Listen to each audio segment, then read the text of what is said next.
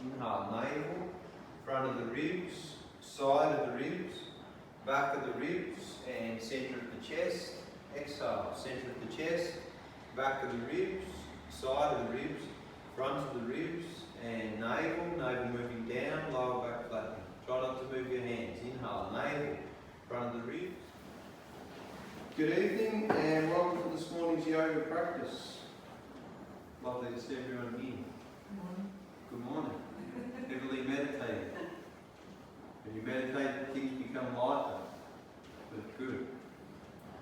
So, essential to start with the breath. Really, to start with the breath, lying people back, getting a reference of what it is to breathe a full breath.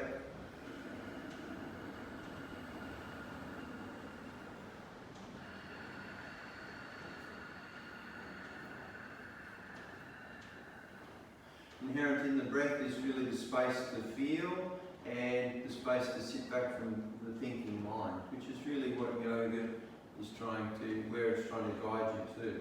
The space of breathing and feeling and sitting back from the thinking mind, not identifying with the thoughts of the mind. So physically you're trying to get length and alignment, you're trying to get the tailbone to tuck under more, the bottom ribs tuck back more, so from the centre point of the body you can work the energy down into the feet without collapsing the lower back, and then coming up from the hips, you're trying to get the shoulders to roll back and the length through the back of the neck so you can lift to the crown of the head.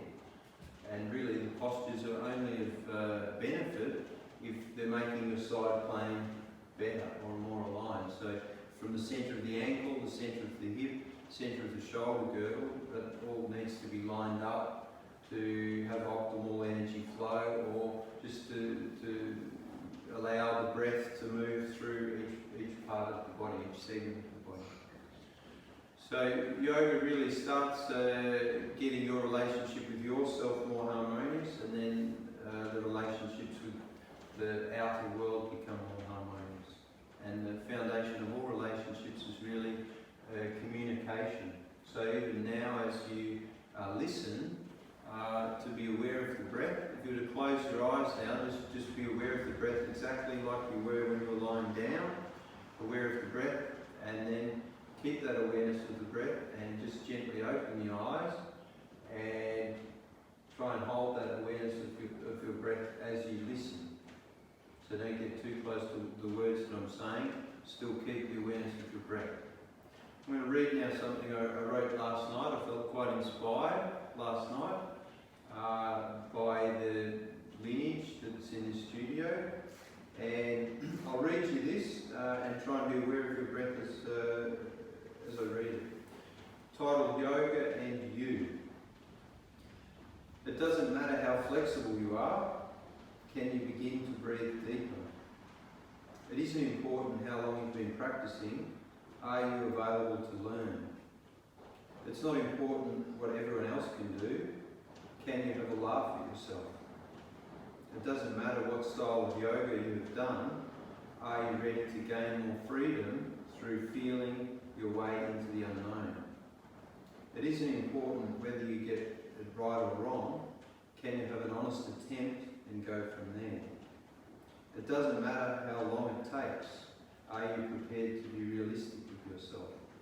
It isn't important what you currently know, can you accept your mistakes?